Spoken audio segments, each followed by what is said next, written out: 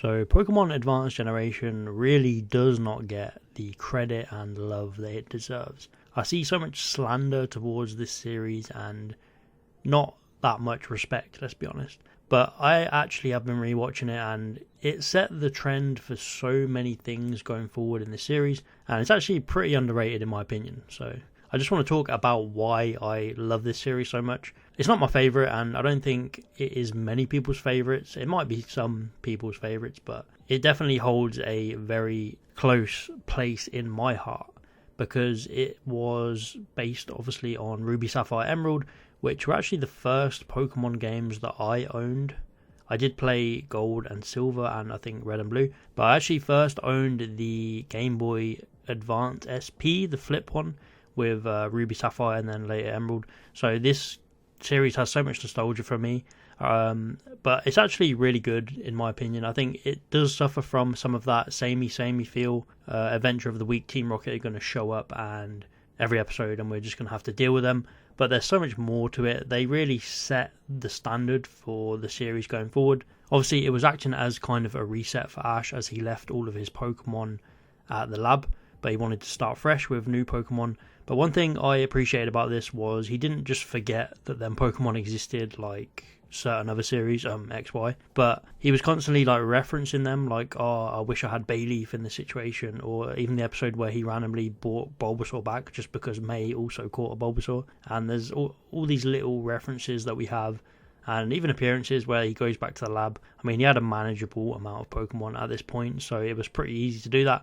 I mean, even Snorlax, there was just a random episode where they're trying to sort this Snorlax out because it keeps eating all the bananas or something in the Vigoroth forest or something. It's a crazy episode, I can't remember, but they literally get some like Pokeblock that feeds the Snorlax to obviously put it to sleep, and obviously Ash's Snorlax is kind of referenced in this as well. So there's so many little things that make the series feel connected to the original, which I just really appreciate. And obviously they introduced a new female companion in May, and this was really the start of Pokemon going forward. This was like, Ash isn't the only guy anymore, because Misty and Brock, let's be honest, they were great, but they didn't really have their own goals to push forward to. They weren't really working towards something.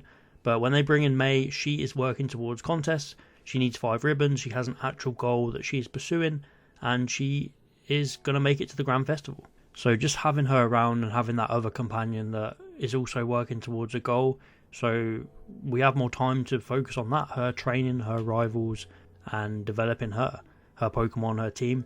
So I think that just gave us less filler and more actual plot compared to the original series. But we also get Ash and his team, and Ash actually training his team was my favourite change, to be honest. I feel like we didn't really get much of that in the original series. And it starts with like Ash heading towards Roxanne and the Rock Gym, and he learns that Roxanne is a rock gym leader, and he only has Pikachu, Tailo, and a Trico who doesn't know any grass moves, so he's pretty much screwed. And then this random guy's like, why don't you just teach him Iron Tail? And then this is pretty much the catalyst for Ash going on to teach his Pokemon new moves, which is just so cool. And we see it's not like a quick thing, it takes like a few episodes. I mean, even in the battle with Roxanne, he still hasn't fully mastered Iron Tail.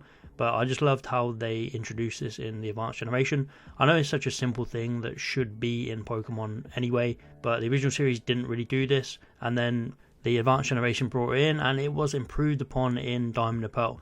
And I think that's probably why Advanced Generation gets overlooked so much in general, because Diamond and Pearl is literally right there, and it's probably the best series. If you're looking for the original Ash Ketchum era, it is the series to go to, with all the references, all the callbacks, the best battles, the best rivalry. For me personally, Diamond and Pearl is my favourite, but all of that was really started in Advanced Generation.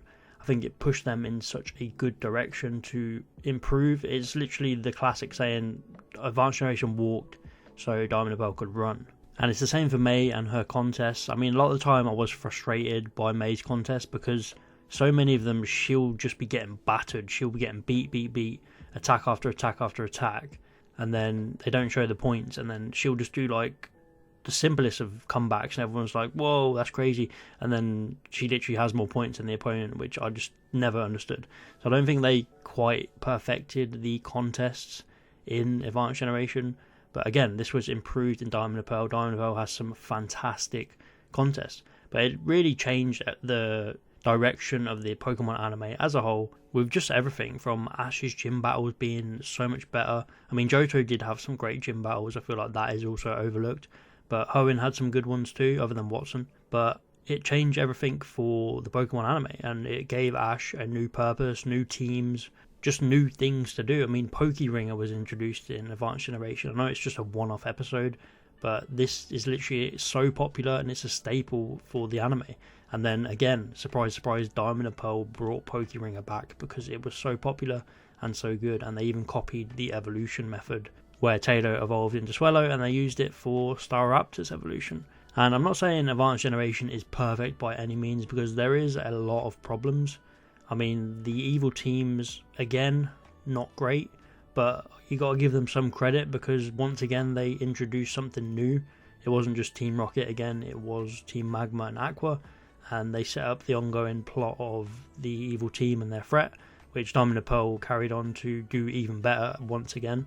I think the Advanced Generation is missing something. It's just one little niggly thing that holds it back, and that is the rivals. Ash's rivals are absolute terrible, if I'm honest. They're not very good.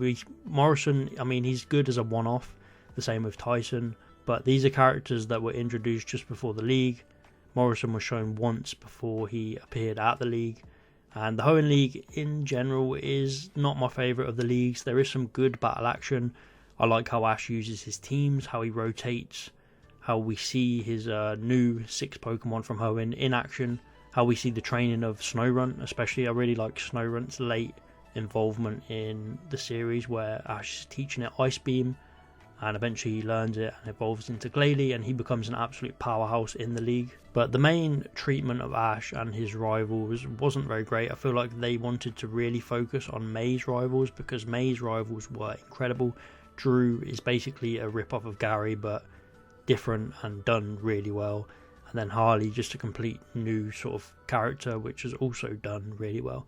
I really love all of May's rivals, but Ash was held back from having great rivals in this series. But guess what?